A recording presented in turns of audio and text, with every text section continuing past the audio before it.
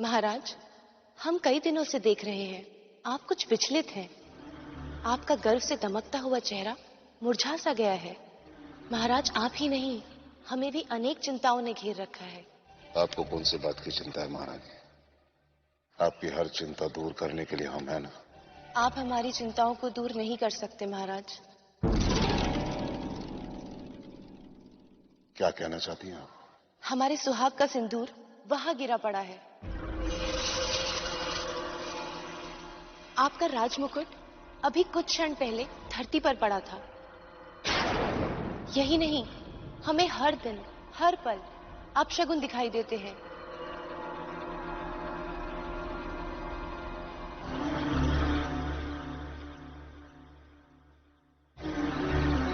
स्वामी, जब से आप दंडकारण्य से वो रक्त कुंभ यहां लाए हैं, तभी से ये अपशगुन होने आरंभ हुए हैं।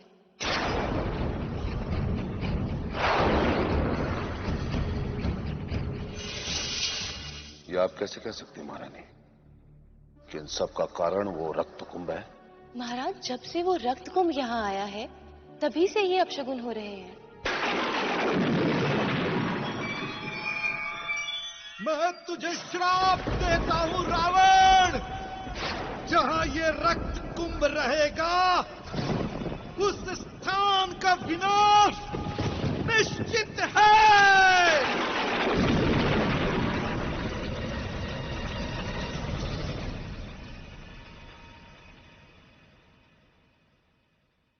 स्वामी, आप वो रक्त कुंभ यहाँ से हटवा क्यों नहीं देते? आप रक्त कुंभ की चिंता मत कीजिए महारानी। हम काल को भी अपने वश में कर सकते हैं। हम यमराज को उसी के यमपास से बांध सकते हैं। कुछ नहीं होगा हमें। रावण है हम, रावण।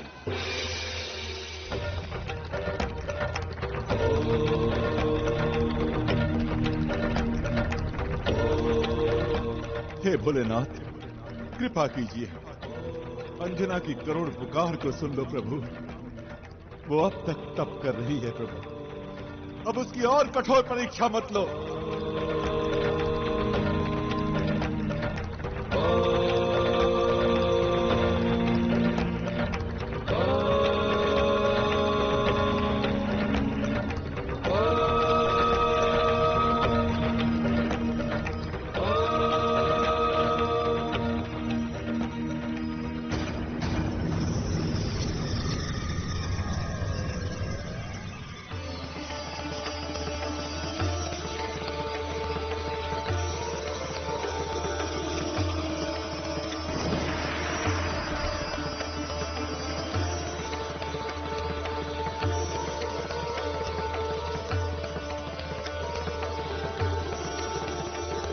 पवन देव प्रकट हों।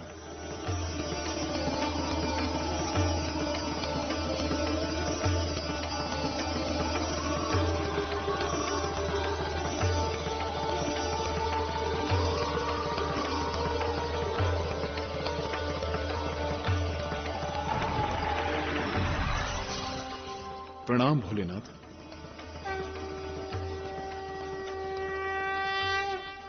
पवन देव, मैं आपसे अत्यंत प्रसन्न हूं। आपने देवी अंजना को उचित मार्गदर्शन दिया है। अब आपको मेरा और एक कार्य करना होगा। आज्ञा दीजिए प्रभु। पवन देव, आप बिना बाधा के किसी भी स्थान पर आने जाने में समर्थ हैं। जल, थल, आकाश, पर्वत, वन, आपके लिए कहीं कोई रुकावट नहीं है। अतः आप ही मेरे इस ज्योति रूपी अंश को देवी अंजना की गर्भ में स्थित करें। पवन देव, ये वही अंश है जिसके लिए मैंने आपको पिता कहलाने का आशीर्वाद दिया था। प्रभु, वानर राज केसरी इसके पालक पिता कहलाएंगे, किंतु ये आपके पुत्र के नाम से भी जाने जाएंगे। पवन सुत, मारुति नंदन आदि नामों से ये प्रसिद्ध होंगे। मैं धन्य हो गया प्रभु। मैं कृतार्थ हो गया। मैं भी इसे अपनी समस्त शक्तियां प्रदान करूंगा। लाइए प्रभु।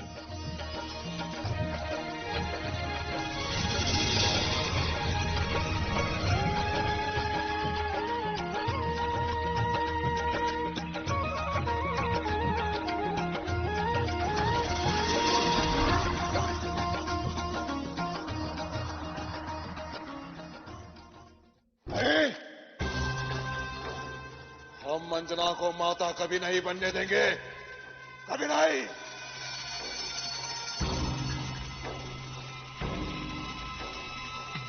कभी नहीं।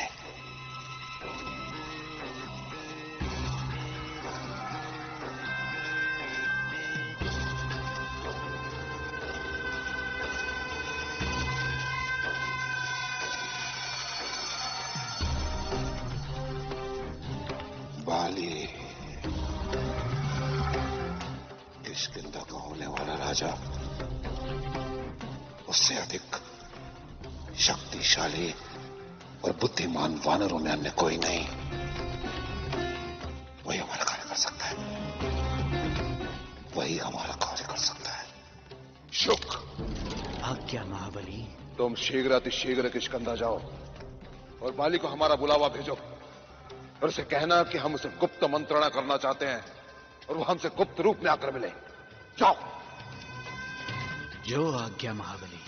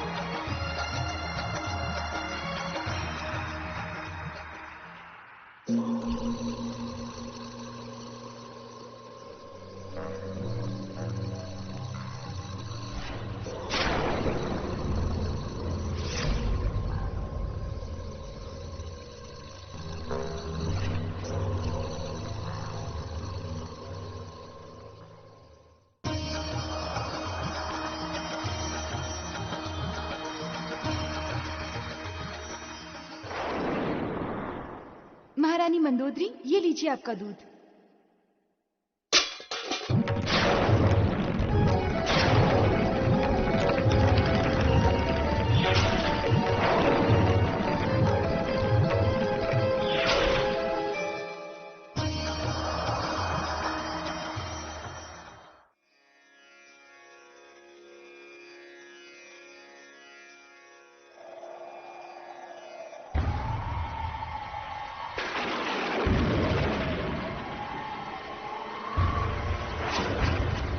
हे प्रभु, ये कैसा अपशकुन?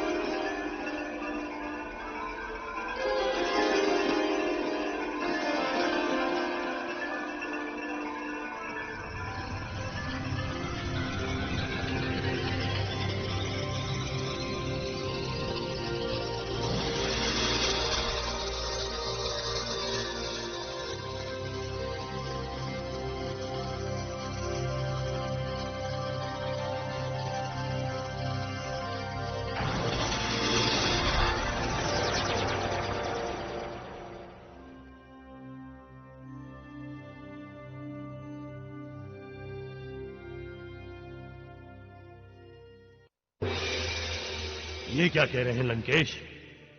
देवी अंजना के पुत्र को मैं कैसे मार सकता हूं? उससे और वानरराज केसरी से मेरा कोई बैर नहीं है। तुम हमारे परम मित्र हो बाली, तो तुम्हें सावधान करना हमारा परम कर्तव्य है। भविष्य में आगे क्या होने वाला है इसका अनुमान ही नहीं है तुम्हें। लंकेश, भविष्य की चिंता दुर्बल करते हैं, बलवान नहीं। मुझे अपनी भुजाओं पर पूरा विश्वास है। ये किसी भी संकट का सामना करने के लिए पूर्णतः सक्षम है। सक्षम रहकर क्या करोगे बाली? हमारी ज्योतिष विद्या स्पष्ट बता रही है कि अंजना का होने वाला पुत्र तुम्हारा काल बनेगा। तो मैं उसे उत्पन्न होते ही मरवा दूंगा। अरे कैसे मरवाओगे? केसरी जैसा महाबली उसका संरक्षक होगा। केसरी का बल मेरे सामने कुछ भी नहीं है लंकेश। मैं उसे चुटकी में मसल सकता हूं। अच्छा, तो फिर तुम्हें केसरी के बल का अनुमान नहीं है बाली। हम तुम्हें बताते हैं। अंजन क्षेत्र के तपोवन की घटना है, जहां अनेक ऋषि मुनि रहा करते थे। एक बार पाताल लोक से दो दैत्य भूख से व्याकुल होकर पृथ्वी पर आए।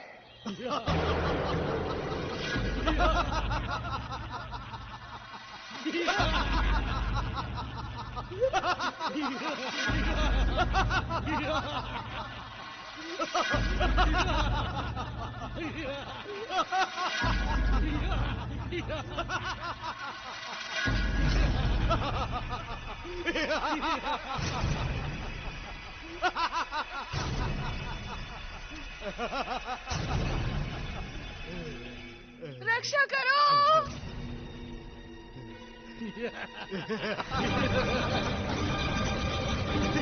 तभी केसरी ने उन विशाल असुरों पर प्रहार किया और अंजना को बचा लिया।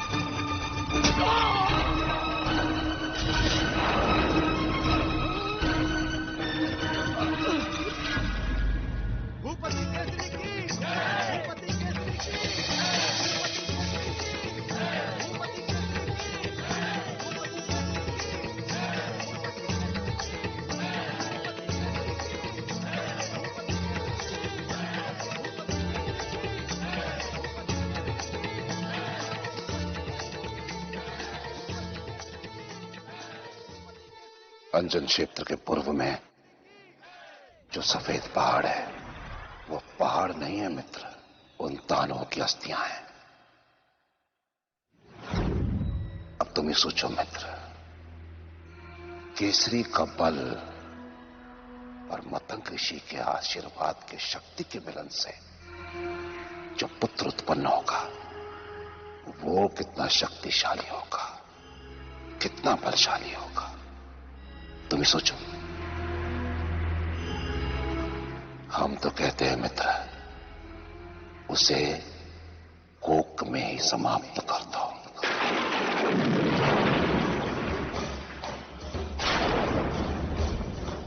कोक में ही? कोक में मैं कैसे मार सकता हूं उसे?